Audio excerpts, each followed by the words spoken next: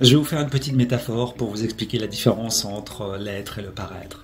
La vie, c'est un peu comme un arbre fruitier. Un jour, une petite graine se plante et forme un arbre. Et quand cet arbre il est assez fort, assez costaud, bien évidemment qu'il va donner des fruits.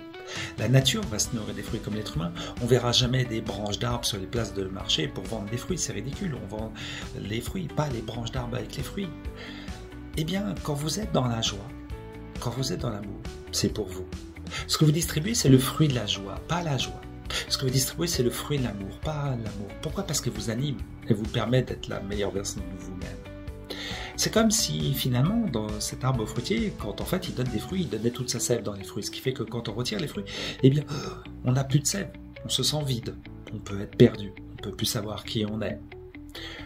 Des fois, de temps en temps, on donne trop d'importance à certaines choses. Alors on est dans ce qu'on appelle le paraître. Et le paraître, ce n'est pas être, c'est pour faire plaisir aux autres. Et très souvent, on s'oublie soi. Des fois, à certaines années, les arbres fruitiers donnent trop de fruits. Alors les branches commencent à plier.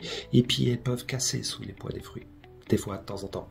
Eh bien, on donne tellement d'importance à certaines choses qu'en fait, on peut justement plier et en souffrir. Mais l'arbre fruitier a compris quelque chose depuis très longtemps, c'est que quand il a donné trop de fruits une année, l'année suivante, il n'en donne quasiment pas. Je pense qu'on a plus de neurones qu'un arbre.